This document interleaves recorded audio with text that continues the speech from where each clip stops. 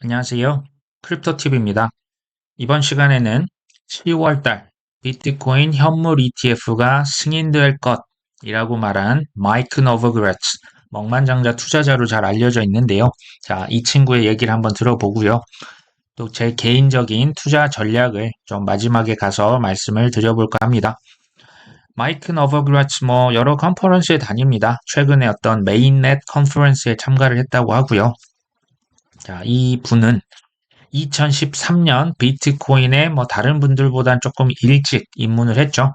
자, 골드만삭스에 사실 한 20여 년 이상 근무를 했었던 전 임원 출신입니다. 2007년도 이미 억만장자의 반열에 올라섰습니다. 자산이 이때 당시 2조 원이 넘었다고 하고요. 2021년도 크립토 상승장이죠. 이때 코인만 무려 7조 원을 넘게 가지고 있었습니다. 자, 테라 루나 등 수천억의 손실을 기록을 하기도 했죠. 루나로 한때 4,500억을 벌었다라는 이런 소문도 있었는데요. 그 이후에 사실 우리 결과를 알고 있죠. 그 이상의 돈을 사실 잃었습니다. 그래서 상당히 뼈아픈 실패를 했던 기억이 있습니다.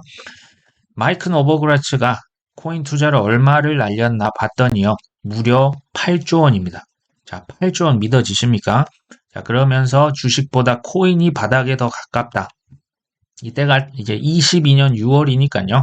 한창 테라루나 그 직격탄을 맞은 그 다음 달이었죠. 너무 욕심이 과했다. 이렇게 이제 고백을 하기도 했는데 얼마나 속이 쓰렸을까요? 근데 더 중요한 것은 뭘까요? 자, 이 갤럭시 디지털이라는 투자 회사 크립토 헤지 펀드 운영을 하고 있죠. 인베스코라고 하는 월가 기관과 제휴해서 비트코인 현물 ETF 신청을 했습니다. 여전히 투자 자문, 투자 채굴 등 여러 가지 사업을 하고 있죠. 팩트는 뭐다? 8조 2,600억을 날리고도 코인판을 떠나지 않았다는 겁니다. 자, 제가 습관처럼 말씀드리는 크립토 시장에 돌처럼 굳은 확신이 있지 않는 한 가능할까요? 불가능합니다. 자, 이분이 뭐라고 했냐?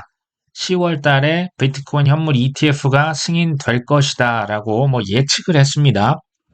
더 정확히는요, 우리는 인베스코와 제휴로 비트코인 현물 ETF 신청했다. 블랙락, 피델리티, ARK 8개 기관들이 동시에 현물 ETF를 신청했죠. 어떤 동일 시점에 이들 ETF 상품이 시장에 동시에 나올 것이다, 론칭될 것이다 예상을 하고 있고요. 자, ETF 승인이 되는 것도 내가 희망하지만 동시에 비트코인 가격 상승하길 기대한다. 가격이 올라야 ETF에 사람들이 관심이 있겠죠. 자, 현물 ETF 승인되면 어떤 일이 벌어질까? 아까 말씀드린 월가의 쟁쟁한 기관들의 세일즈 담당자들이 VIP 고객들에게 전화 걸고 비트코인 현물 ETF 공격적으로 판매 시작하겠죠. 지금은 매수자도 없고 매도자도 별로 없는데 유동성이 낮죠. ETF 승인되면 다수의 비트코인을 현물로 매수를 할 것이다. 대부분 기관들이 들어오겠죠. 근데 이 기관들의 특성은 뭐다? 단기에 샀다 팔았다 하기보다는 한번 사면 그냥 쭉 가져갑니다. 그래서 이제 가격이 크게 오를 수 있다. 이런 얘기를 하는 겁니다. 자, 10월 비트코인 ETF 동시에 승인될 거고 12월 초에는 비트코인 현물 ETF가 동시에 판매될 것이다. 확률은 될 수도 있고 안 될 수도 있습니다. 반반이죠. 자, 오르면 항상 분할 익절입니다. 내리면 이게 너무 이제 많이 오르면 분할 익절, 너무 많이 떨어지면 분할 매수겠죠. 이건 변함이 없습니다. 최악의 경우 비트코인 ETF가 승인이 안 된다가 아니죠. 이번에는 내년에 승인, 그것도 내년 1월, 3월입니다. 이더리움, 자, 선물 ETF. 이게 이제 또 비트코인과 날짜가 조금 겹쳐서요. 이것도 한번 알아보시면요. SEC에서 9월 22일이네요. 이더리움 선물 ETF 검토에 착수했다. 대중 의견을 듣기 시작할 것이다. 제가 볼 때 이거는 그냥 쇼맨십 같아요. 이거 승인을 아무래도 시키지 않겠냐. 지금 총 13곳 자산운용사가 이더리움 선물 ETF 신청을 했고요. 승인이 되면 10월 중이라도 당장 시장에 이 ETF 상품이 나올 수가 있다고 하네요. 자, 어떤 블룸버그 애널리스트죠. 발키리라고 한 회사가 신청한 이더리움 그 선물 ETF가 10월 20일이면 승인이 되지 않겠냐, 뭐 예측을 하기도 합니다. NYDIG, 뭐 투자 그 그룹에서는 10월 중순에 이제 비트코인, 이더리움 선물 ETF가 이제 줄줄이 좀 몰려 있다라는 거죠. 비트코인은 사실 선물 ETF가 있습니다. 근데 이거 지금 두 개 약간 세트로 묶어가지고 팔려고 비트코인, 이더리움 선물을 지금 합쳐놓은 상품입니다. 이게 10월 15일, 16일, 17일에 유독 좀 많이 있죠. 그래서 10월 중순이라고 얘기를 하는 겁니다. 2017년 12월 비트코인 선물 상품이 CME와 CBOE라고 하는 미국의 뭐 이제 선물, 뭐 옵션 이런 거래소에 상장이 됐었고요. 21년 10월 11월 비트코인 선물 ETF가 승인이 됐습니다. 자, 이더리움 선물 ETF 지금 10월 중순에 몰려있죠. 이더리움 선물은 지금 승인이나 거절할 가능성이 좀 높다고 하네요. 자, 주요 애널리스트들이 뭐 승인 확률이 거의 95% 되지 않겠냐. 그때 뭐 말씀을 한번 드렸었죠. 비트코인 선물 ETF는 승인하고 이더리움은 거절한다? 좀 이상하겠죠. 이게 이제 승인이 된다면 아무래도 이더리움 가격이 좀 오르지 않겠냐. 그 이유를 뭐 크게 한 세 가지 정도 지금 보고 있네요. 기관 투자자, 기관 자금이 올 거라는 기대감이죠. 자, 비트코인이 2년 전 그 선물 ETF가 승인됐을 때 3주간 가격이 60%가 올랐었습니다. 근데 우리가 이번에는요, 한번 좀 특히 꼭 체크를 해보실 필요가 있는 게 언론에서 이더리움 이거 지금 이제 선물 ETF죠. 펌핑을 얼마나 시킬지 이걸 한번 좀 반드시 체크를 해봐야 될 것 같아요. 이 언론에서 계속 펌핑을 하면 아무래도 더 올라갈 가능성이 있겠죠. 과거 17년과 21년은 이게 상승장이었습니다. 그래서 더 많이 올랐던 것도 있어요. 지금은 뭐 상승장이라고 하긴 좀 그렇죠. 그래서 얼마나 펌핑을 이렇게 뭐 인터뷰를 하고 뭐 뉴스 보도가 이제 나가서 상승을 얼마나 시킬지를 한번 언론을 통해서 체크를 해보는 게 필요하고요. 세력 입장에서도 가격이 이제 올라야 현물로 사서 돈 벌죠. 또 가격이 올랐을 때 선물 ETF는 하락에 베팅을 할 수가 있습니다. 그래서 떨어뜨려서 돈을 또 벌 수 있죠. 그래서 한 번은 좀 오를 가능성이 있지 않겠냐. 세 번째는 이제 9월 달은 보통 비트코인 가격이 뭐 역사적으로 좀 재미가 없었고요. 이번에도 뭐 큰 이변이 없는 한 9월 달 가격은 별로 재미가 없을 것 같아요. 이제 반면 10월이 되면 그냥 확률적으로는 좀 더 올라갈 가능성이 또 기대감이 그 어느 때보다 좀 있지 않겠냐. 이게 지금 단기적으로 말씀을 드린 겁니다. 10월 달이죠. 물론 얼마나 오를지 저는 이제 뭐 대세 상승은 쉽지 않을 거라고 봅니다. 하지만 이게 얼마나 오를지는 모르겠다. 제가 이전에 한번 소개해드린 바 있는 2018년 거대한 무슨 뭐 크립토 음모에 관련된 비디오였죠. 2017년 JP모건 제이미 다이먼 회장이 비트코인 사기다 해놓고 이제 가격 떨어뜨린 다음에 유럽에서 이제 미국엔 없었기 때문에 유럽에서 비트코인 현물 이것을 펀드로 제일 많이 산 그 회사가 바로 JP모건과 모건 스탠리. 모건 스탠리는 JP모건에서 분사해서 나온 투자 전문 회사입니다. 이게 불법이다 아니다. 불법이 아니었다. 그냥 비윤리적이었다라고 그때 말씀을 한번 드렸었죠. 조지 소로스도 마찬가지였죠. 구리를 사고 싶다. 대량 매수하려고 했더니 일단 갖고 있던 거 전량 매도. 그 다음 폭락할 것이다 소문내고 이제 가격 폭락하고 그때부터 이제 구리를 정말 싹 쓸어 담았었죠. 자, 그걸 염두에 두시고 이 기사를 한번 보십시오. 자, JP모건에서 비트코인의 채굴 비용이 하락한다. 가격 상승에 부정적이다 얘기를 했죠. 이 재밌는 게 이겁니다. 비트코인 채굴 원가가 하락해도 가격이 부정적. 이제 반감기가 되면 이제 원가가 당연히 2배가 될 겁니다. 반감기 후 원가가 상승해도 가격이 부정적이라고 지금 얘기를 했습니다.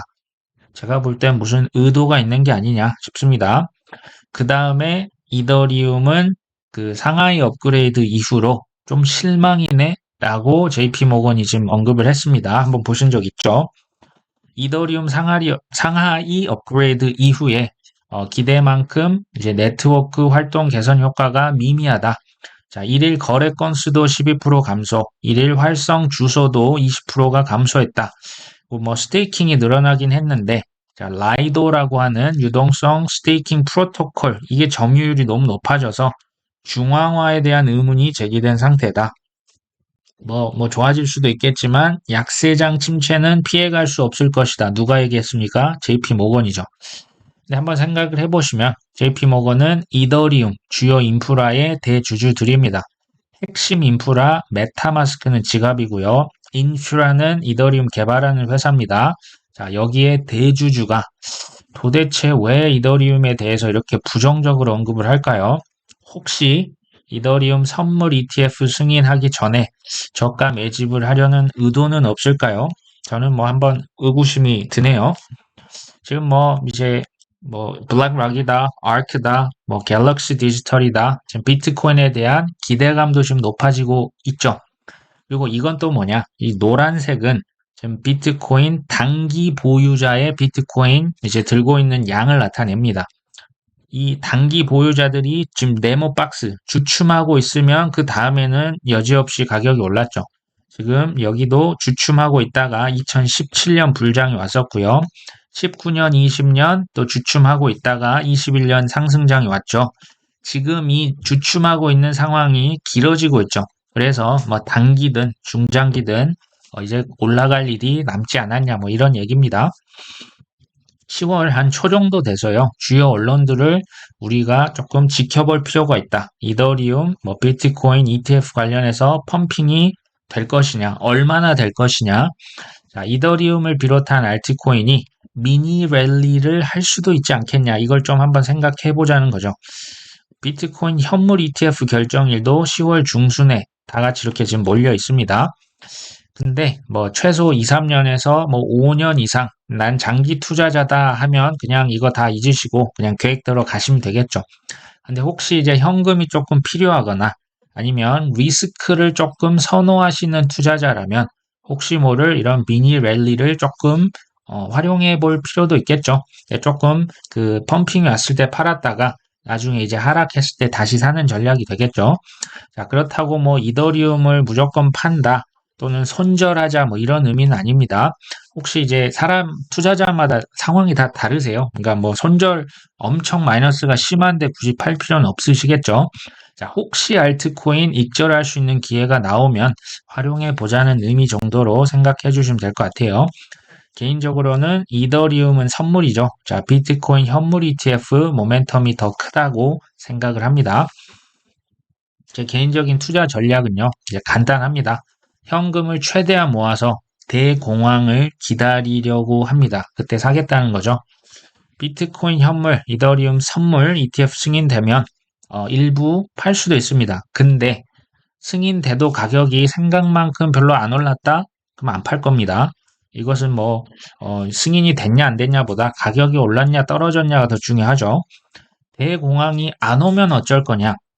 안 삽니다. 대공황이 안 오면 매수하지 않고 그냥 기다리겠죠. 이게 이제 대공황이 안 온다는 얘기는 가격이 뭐 그냥 그럭저럭 괜찮다는 얘기죠. 그러면 그것 나름대로 좋다는 얘기입니다. 하지만 제가 왜 이렇게 한다? 큰 돈을 번다는 것은요. 헐값에 대량 매수하는 사람을 이길 길이 없습니다. 이게 최고의 전략입니다. 근데 헐값, 바닥 부근에서 대량 매수를 한다? 이것은 아주 크게 많이 준비된 자만 이런 대담해 보이는 무모한 결정을 내릴 수가 있는 거 다 아시죠? 자, 여기서부터는 제가 그냥 드리고 싶은 말씀인데요. 상승을 단기적으로 갑자기 상승을 한다. 하락을 한다. 중기, 장기로 여러 가지 시나리오를 미리 한번 계획을 세워보시는 게 생각을 해보시는 게 크게 도움이 될 것 같아요. 구체적으로는 하락이 됐다. 그럼 뭘 얼마만큼 살 것이냐? 어떤 코인을 뭐 5천만 원, 뭐 1천만 원 이거 이제 본인 기준이 다 다르시겠죠. 그리고 상승장이 왔다. 뭐 1년, 2년, 3년 후에 왔는데 내가 이 돈 벌면 이 시장 떠나겠다. 이 기준 있으셔야 돼요. 이게 없으면 10억 벌면 20억, 20억 벌면 30억, 이 끝도 없습니다. 이게 있으면 팔겠다는 기준이 있다는 건 우리가 탐욕을 절제할 수도 있는 수단이 될 수 있습니다. 최악의 상황이 발생한다? 그때 나에게 어떤 대책이 있는가? 이거 미리 생각을 한번 해보셔야 됩니다. 어떤 사람은, 그러니까 이제 준비된 자는 배당금, 뭐 이자, 연금도 있겠죠. 월급도 있습니다. 그리고 부업도 있을 수 있습니다. 이 최악의 상황이 발생했을 때 내가 한번 그거를 생각해보는 자체만으로도 저는 큰 도움이 될 수 있다는 생각이 듭니다. 자, 오늘 방송은 여기까지 합니다. 끝까지 시청해 주셔서 감사합니다.